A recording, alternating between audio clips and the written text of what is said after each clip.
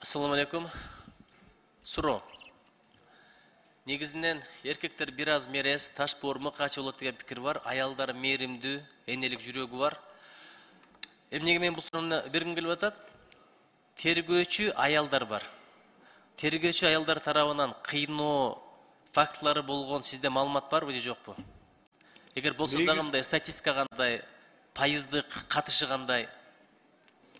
Негизи эле тергөөчүлөр тараптан өтө төмөн, жок эсе. Көбүнчө арыз даттануу бул ыксам же болсо оперативдик кызматкерлерге. Арыз даттануулар. Бул аял эркек дебей, негизи эле тергөөчүлөргө көп даттанышпайт.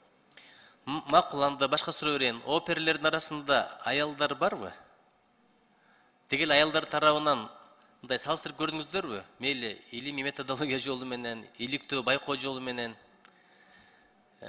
Эгерде аялдардын колунда ушундай мүмкүнчүлүк болсо, ошол кыйноо мүмкүнчүлүгүн колдонобу же колдонбойбу? Ушуну билгим келип атат да. Жок, андай факты жок бизде. Жок, Жок. Демек ушу гендер саясат аркылуу деле бул маселени кайсыл бир деңгээлде чечсе болот, туурабы? Ошо калып баратам да. Экинчиси, ички иштер министрлигинин өкүлүнө бир суроо. Өткөндө бир ишкерди мыкачылык менен сабап аткан видео чыкты. Билем, кармалды деген маалымат келди.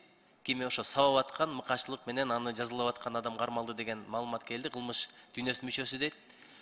Ошондой мыкачылык менен ишкерлер байкуштар сабап албайт деген кепилдик барбы? Ишкерлерге карата бир өзгөчө мамиле барбы, өзгөчө коргойлуу деген? Анткени сиз алган айлык, мен алган айлык, ошолор иштегенен улам болуп атат да. Экономиканын кыймылдаткыч генератору ушу ишкерлер. Экспорттук потенциалды көтөрүп аткан ким? Ишкерлер. Биздин өндүрүштүк потенциалды, өнөр жай потенциалын көтөрүп аткан ким? Ишкерлер. Анан аны бияктан налог менен кыссак, тияктан келип текшерүүчүлөр эссе мамлекеттен, ал жактан барып алып кылмыш дүйнөсү каалаган жерине камап алып туруп эзип атса, ошолорго кандай бир кепилдиктер барбы, бир тыянак кылдыңыздарбы? Саламатсызбы, Нуржигит Кадырбекович.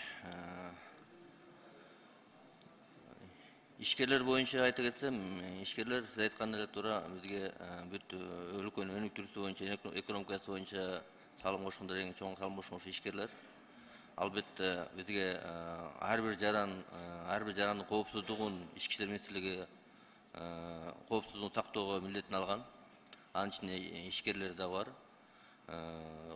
Кылмыштуу топтун мүчөлөрү тарабынан андай окуя боло турган болсо, азыркы маалда мен сизге айтып кетет элем, андай фактылар почти 90% азайган. Кылмыштуу топтун мүчөлөрү ишкерлерден келип акча талап кылып эле башка бирдеме алган 90% азайды. Андайларды биз андайларга жол бербейбиз. Эгерде ушундай болуп калат болсо, биз болгон мыйзам чегинде көрсөтүлгөн бүт чараларды көрөбүз деп сөз берем сизге. Оозуңузга алмай 90% азайды дедиңиз, бул аябай жакшы көрсөткүч. Эгер сөзүңүзгө ишене турган болсок, анан жол бербейбиз дегениңизге да абдан ыраазы болдум.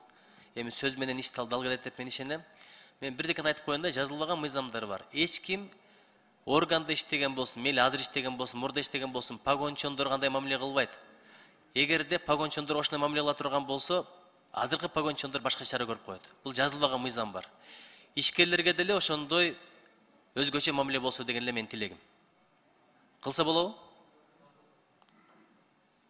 Чоң рахмат. Анан дагы бирдекени айтайын, балким бизди көрүп аткандарга бир чоң маалымат иликтеп көрдүк. Эмне үчүн адамдар зомбулукка барат, күч колдонот, бирөөнү кыйнайт, эзет?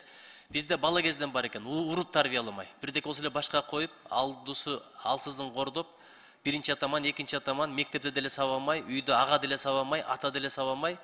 Эгер бала муш жеп чоңойсо, кийин күч менен чечкенге үйрөнүп алат экен да. Күч менен чечсе болот деген аң сезимге кирет экен.